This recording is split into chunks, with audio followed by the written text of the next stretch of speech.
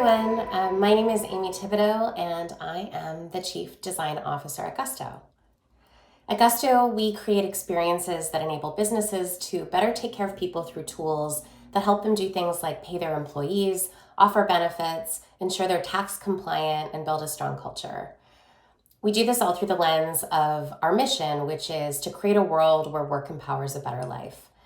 We believe that the businesses that can take care of their employees will be the most successful in the future, as we see people increasingly leaving roles where they feel undervalued, undercompensated, and underappreciated. And I'm so happy to be here with you all today to talk about my own very strange career path in content design and some lessons that I've learned along the way that I hope will be helpful. But before I get into that, I just want to take a minute to acknowledge that for many of us, this feels like a pretty shadowy time in the world. Things feel really heavy and maybe even scary. And although we all process things in different ways and maybe feeling different emotions, I think between the rise of the pandemic, some of what we're seeing with right-wing nationalism in North America, I'm based in Canada, and the recent conflict in Ukraine, it can be really tempting to second guess ourselves and wonder if this work even matters.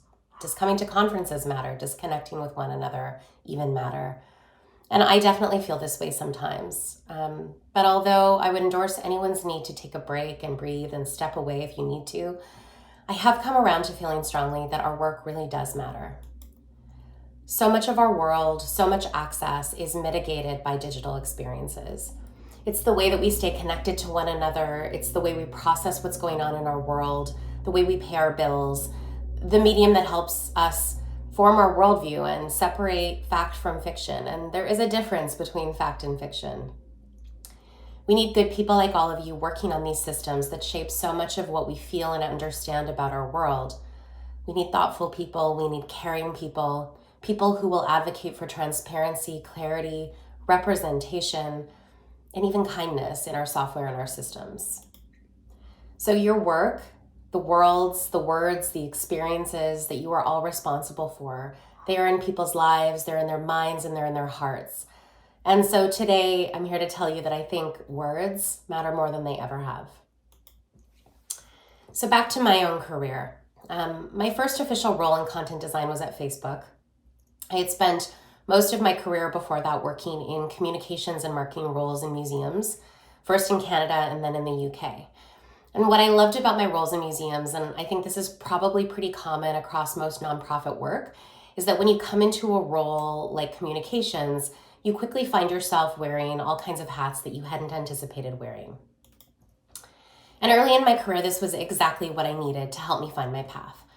I learned how to design billboards, how to license Warhol artwork for promotional materials. I worked on a taxonomy for a collection management system. I once gave a private gallery tour to Mick Jagger. And I met Queen Elizabeth at a mural unveiling by an Indigenous artist from my home province of Saskatchewan. And while I was doing this, I thought a lot about how to tell stories that made people feel more connected to the publicly funded institutions that I worked for. And throughout all of this, my primary tool has always been language, how it works, who it serves, who it can leave out, and how it can open or close doors to feelings of access and inclusion. I discovered the world of content strategy in early 2010. Somehow I was lucky enough to stumble on something that Rachel Levinger wrote for the Razorfish blog about what content strategists do. And of course, this led me to Christina Halverson and a host of other content strategy thinkers. And this was a moment where I really felt the power of language, because it was the first time in my career where I'd read something and saw and felt myself so completely represented in it. Content strategy was everything that I felt energized by, and reading about it gave form to something that I had been moving towards, but I hadn't really understood that there was a real practice or a community there for me. So in 2010, I left my job in museums to travel around the world for a year. And while I was doing that, I started a small freelance practice with my husband. And today I am embarrassed to admit that it was called Contentini, which I thought was clever at the time. You know, like a martini, but with content. What could be better? My husband and I had really good timing with Contentini in that our focus was on product experiences. when at the time, most people in the industry were talking about longer form website content. I'd spent a few years prior to this working on content management software for museums, and in that time, I'd fallen in love with the constraints and the practical application of working on software. I loved how important it was to understand the scaffolding and structure of an experience, how workflows tied together, where things were stored, and where they could be exposed in the UI. I loved thinking about the psychology driving the behavior of the people navigating digital experiences, and the spare, tight spaces in the interface where so many things needed to be expressed so concisely. When I started Contentini, I didn't really know what I was doing. Sometimes I still don't know what I'm doing, but I knew it was fun and I was learning a lot. So I started writing about my approach and sharing it online. And it turns out that when you are willing to be vulnerable about what you're learning from the place of being a beginner rather than an expert, it can help other people share and talk, and together you come up with better ways forward than you would have found if you were on your own. And this sharing and community eventually led Facebook to find my blog. And really working at Facebook completely changed the trajectory of my career and my life and opened up doors for me that I didn't even know existed, that I couldn't have even imagined. And although I'm endlessly grateful for my 4 years at Facebook and have really a deep love and respect for so many of the good people that I worked with there, I also saw some of the challenges that I think constrain content designers in their careers, and from having the impact that we need them and you all to have on the product experience. None of these challenges are unique to Facebook. I've seen them perpetuated nearly everywhere, but I do think the stakes are higher in a company that is building such ubiquitous software. So those three challenges that I saw are: one, a lack of understanding about the value of content design or how to leverage it. Two, content designers are overextended and as a result, they are deployed tactically. Three, because of 1 and 2, content designers have a limited career path available to them. So before I get into these in detail and what I think that we can do about them, most importantly, I'm going to tell you a little story about my time as a content designer at Facebook. And I think this story will illustrate all three of these challenges. So it was November of 2014, and Facebook was increasingly investing in projects that it thought would build a stronger sense of connection and brand affinity with its users. The project that I was working on was called Year in Review, and it was the first year that Facebook offered this feature in their app. If memory serves, the idea had come out of a hackathon, and by the time that I was looped into the project, the PM, the product designer, and the engineering teams already felt that they had a handle on how the experience should work and what it should do. I'm pretty sure that by the time I was brought in, most of the screens had been designed, and I was basically asked to just make it sound good. There was a fundamental lack of understanding about the value of content design and how to leverage someone like me. In fact, I don't even know that I fully understood it myself. I know I'm not unique in this experience, and I don't think there's one person that I've spoken to who's worked as a content designer who hasn't experienced something like this. Software organizations don't understand how the craft works or the value it can have if leveraged appropriately. So for the Year in Review project at Facebook, I was brought in to effectively dust the surface of an experience with words that fit in boxes, as though words can fix an experience that might be fundamentally broken or unconsidered. And I think this stems from a few root causes. So first, within our own industry, there is a lot of language that we use interchangeably to mean the same thing. We say content design, content strategy, UI or UX writing. Sometimes we talk about copy or copy editing. I don't think this is unique to our industry. In the product design world, there's a lot of confusing language too. But content design as a core component of software design is just less mature and less well understood.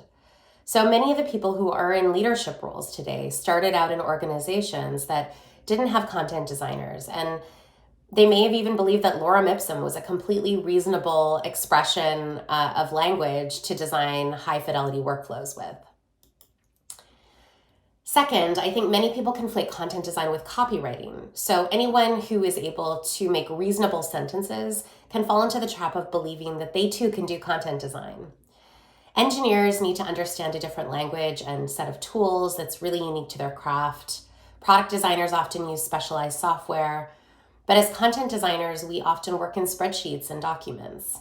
People mistakenly assume that our craft lives entirely in the surface of an experience, and they bring us in to decorate the walls rather than help to decide where to build them.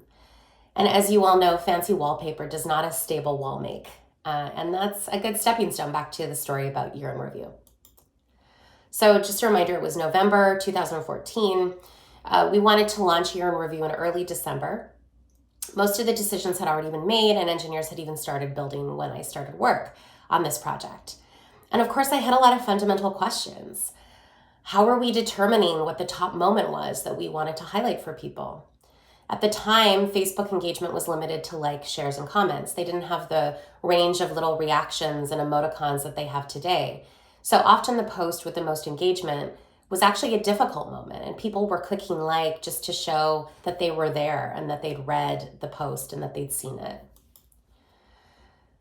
The illustrations and the tone of the experience assumed the moment we surfaced was joyful. But what if we got it wrong? And what if we were showing something painful? Could we consider a more neutral visual style and tone? What was the visibility and opt-out flow? Had we considered building escape hatches for people who just didn't want to see the experience? So I'm sure you can all guess what is coming.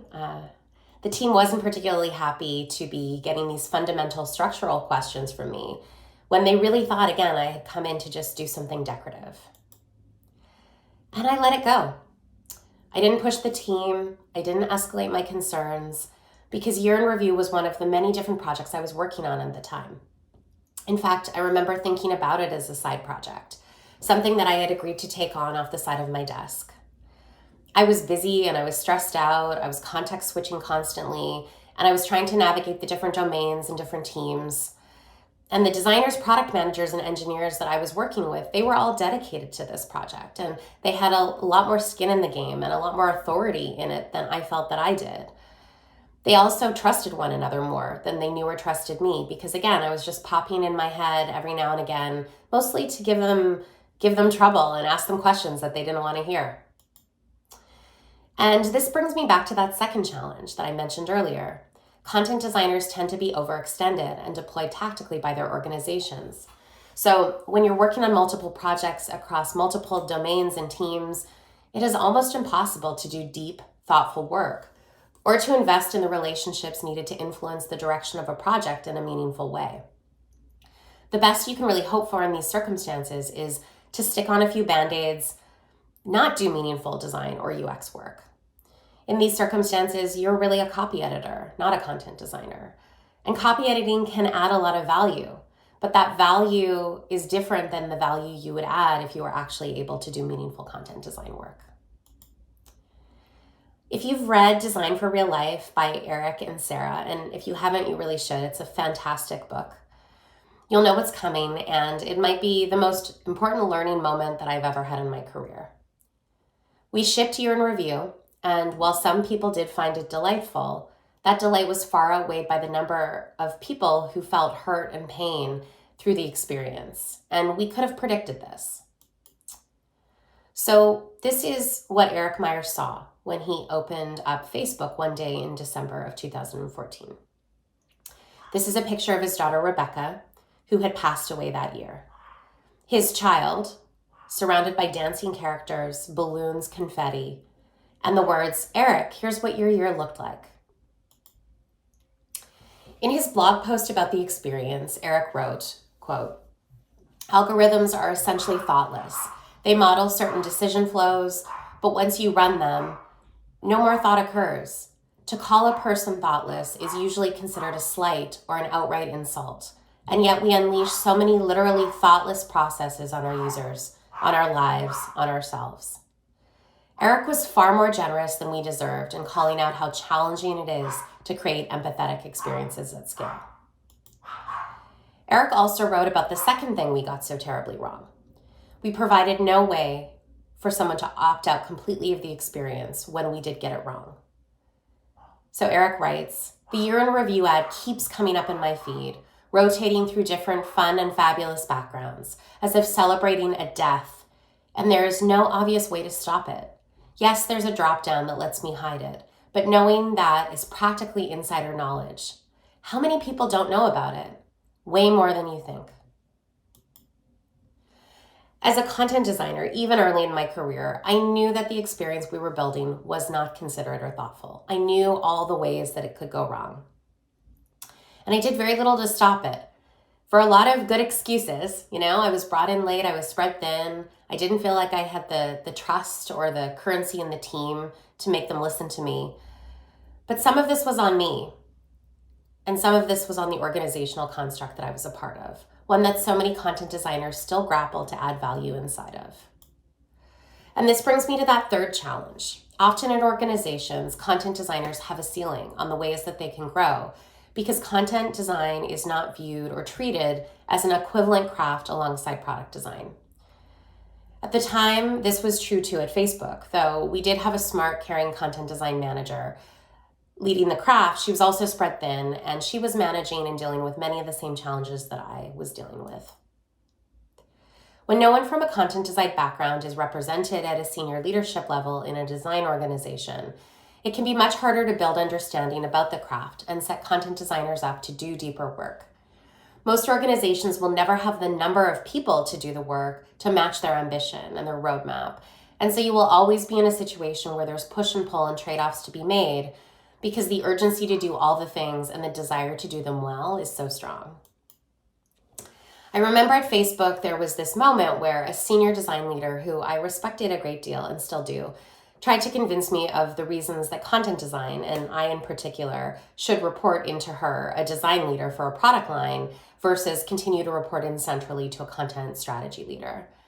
And I asked her directly, if you can imagine how it would work for me to report into a leader from a product design background, can you also imagine the opposite could be true? Could you imagine a world where a product designer could be managed by someone from a content design background? I remember it so clearly. We were standing in a hallway at Facebook. She looked at me, and again, this is someone I still respect, and she said, no.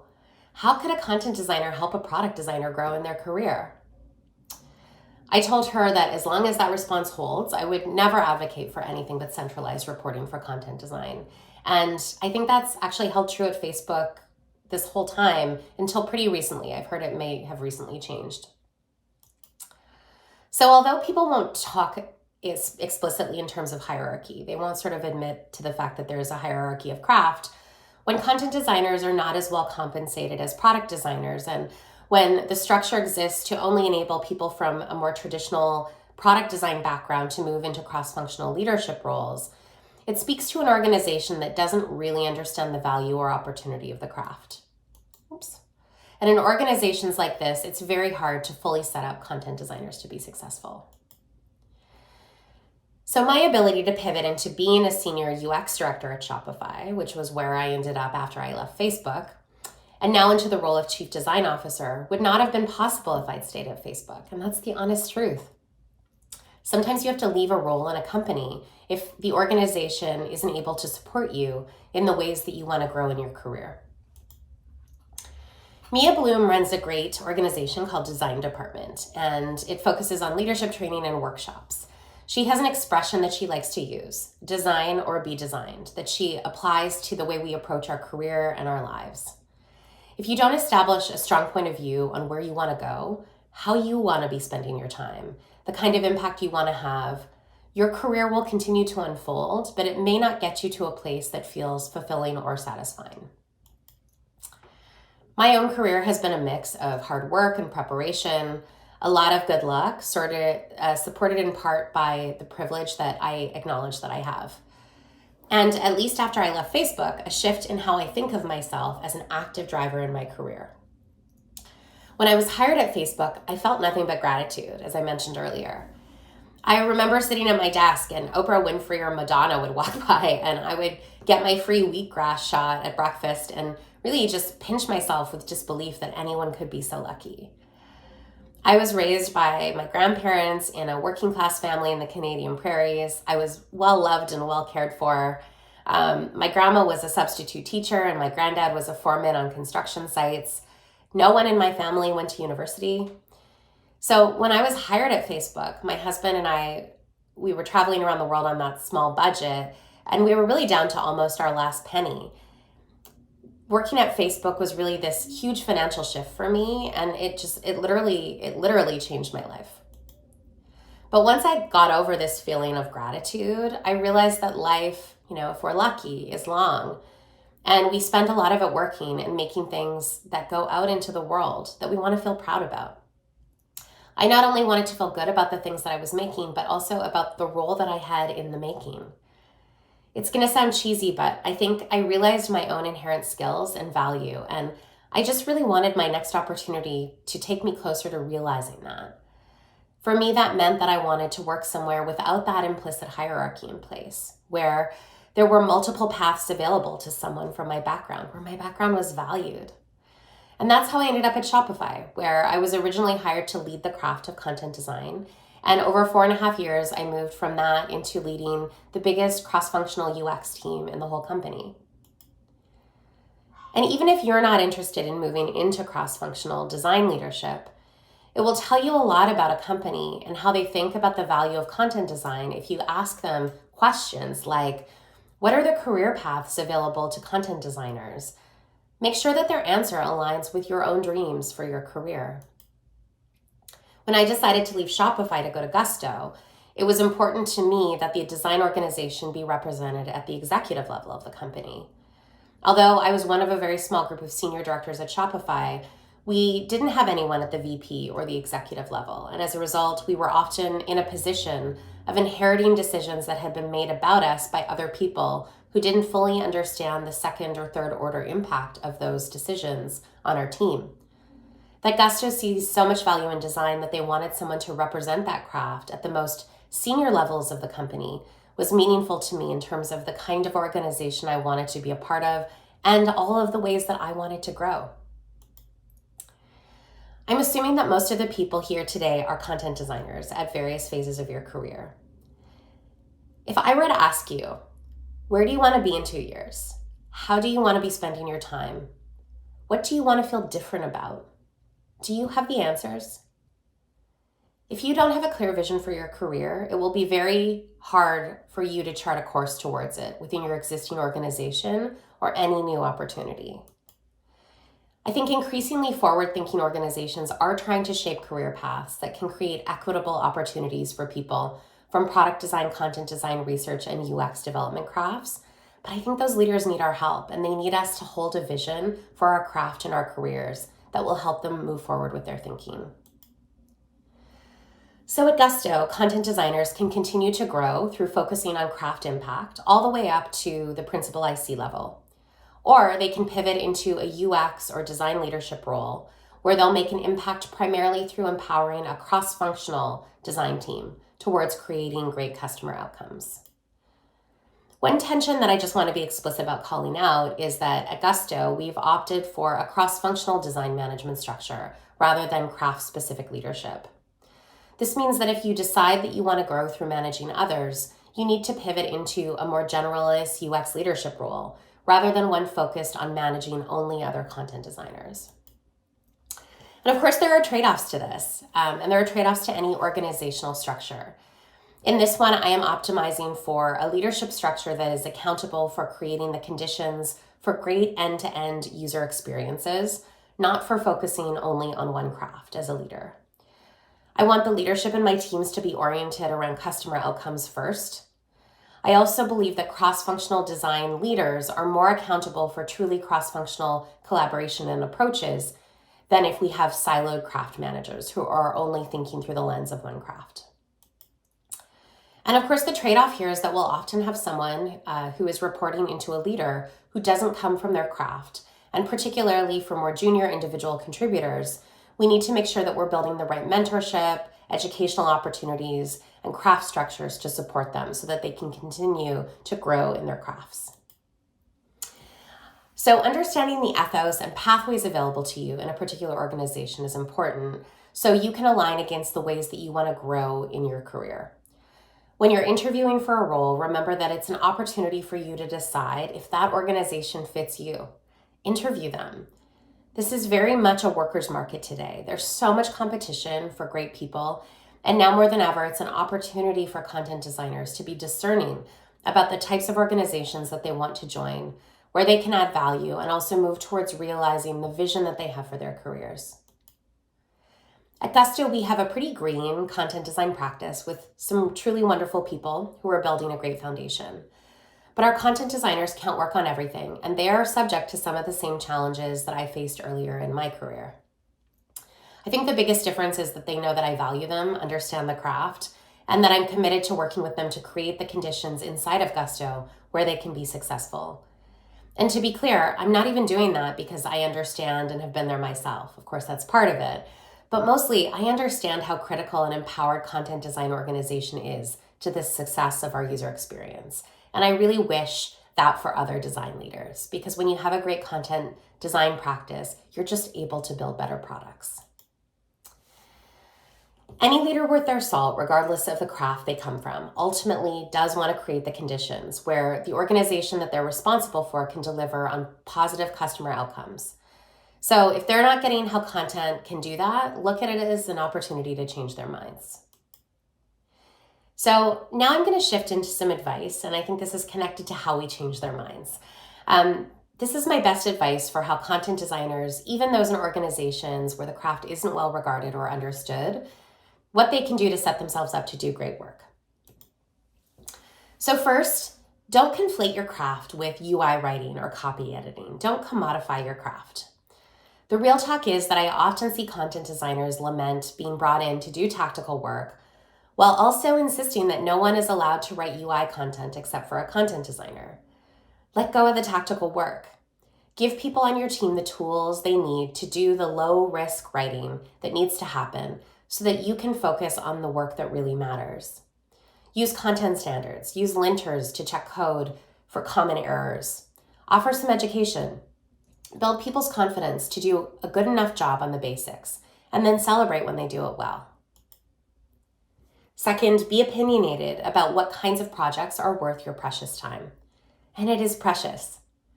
The only thing you can't get more of is time. It is scarce, and it is the most valuable thing you have. So you need to be crystal clear and then help others understand how you will spend it. What are the attributes of a project where content design can really make an impact end to end? Calibrate with your lead on what content risk looks like.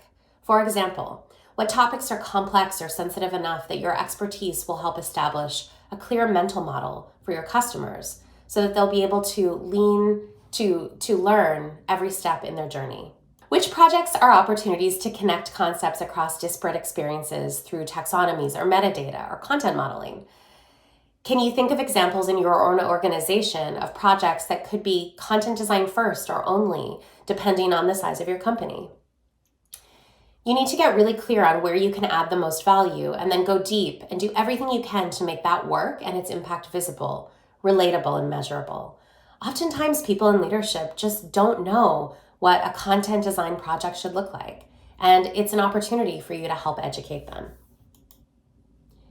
Okay, third, and this one is much easier said than done, I struggle with this, is you're gonna have to learn how to say no.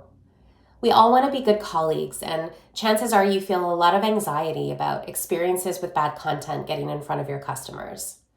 But realize that you can say no and mean it and still be a kind, collegial, caring partner and coworker. You need to optimize for customer impact and that precious, precious time you have in such short supply. To help you say no, be transparent about your criteria for yes. Publish a content roadmap. Make sure your manager understands it and sees the impact of what you're saying yes to. And remember to squirrel away some percentage of that roadmap for content stewardship, standards creation, and all the work that will help other people take on some of that tactical writing work effectively. Fourth, remember that you are a designer and ultimately you need to care about the end-to-end experience. Ignore swim lanes, especially in critiques. Give UX and visual design feedback and invite people to give you content design feedback. Don't be precious. Challenge technical constraints, make ugly sketches, partner with product managers on writing briefs, book weekly pairing sessions with designers. Don't wait for them to come to you. Initiate user research and work with data scientists to understand how success will be measured on the projects you work on and why, so you can show up as a business leader too. Wherever you can, show up in a way that makes it clear to everyone that your primary job is to help the team deliver great customer outcomes. Content design is only one part of that. Okay, 5th, lean into content as your superpower, even when you're leaning in as a UX boss. There aren't that many senior design leaders who come from content design backgrounds, though I do see that changing. Your content expertise makes you special, and it gives you an edge that most people on your team likely won't have. Don't try to hide it, leverage it. One of the ways I do this in my role today is that my team knows that I want to see the scaffolding. I want to see messaging hierarchies before I look at high fidelity mocks. If I see an experience that relies on metadata or tags, I want to know where they come from and what other parts of the experience they power. I want to know about the system. I want to know about the mental model. When we're getting close to launch, I'm also considerate about the way language helps or hinders the experience, just like I am about the way that the visual and interactive elements work. This focus on content design makes me a better leader, and it helps everyone level up their UX skills. This is especially important in the world of design systems, where it's so easy for teams to move very quickly to high fidelity work, even when their thinking is low fidelity. Content designers are magic at seeing the foundation and the plumbing and the structure. So don't hide that away. And if you're interviewing, look for companies who also value those skills. Okay, so here they are together. Don't commodify your craft. Define what high impact content projects look like and showcase the heck out of them. Learn how to say no so you can make space for the work that's worth your precious time. Show up as a customer advocate. Remember that content design is just one tool we have to help people. And finally, lean into your superpower. Don't hide that content lens or that content expertise. In her book, The Writing Life, Annie Dillard says, "How we spend our days is, of course, how we spend our lives. What we do with this hour and that one is what we are doing. A schedule defends from chaos and whim. It's a net for catching days. It's a scaffolding on which a worker can stand and labor with both hands at sections of time. Each day is the same, so you remember the series afterward as a blurred and powerful pattern." We all spend an awful lot of time and energy at work, and the time matters. Not in the sense that we're necessarily adding value to companies we work for, although we are, or that we're hopefully building personal prosperity for ourselves and our families, although that matters too. It matters because, especially in this world of wars and fake news and pandemics and social isolation and all of the things that feel so heavy right now, at the end of all of those moments that we're collectively responsible for are real humans, and our work is touching them, and it makes a difference. Individuals are trying to make it through something that we can help them with, and through our work, if we can create the conditions for it to be thoughtful and meaningful, we can be there in those moments to help, to disambiguate, and to provide peace of mind. By placing value on how we spend our time and through small shifts, orienting our organizations to understand and share that value, we're not only able to do the work we're proud of, but hopefully create a legacy for others to also create good UX work for humans. So I'm so grateful for your time today. I wish you all grace, and I hope that you all feel the value of the work you bring into the world. And please remember the real people who we're making things for. Thank you so much. Have a great day. I'm on Twitter if anybody wants to chat, and talk to you all soon. Thank you.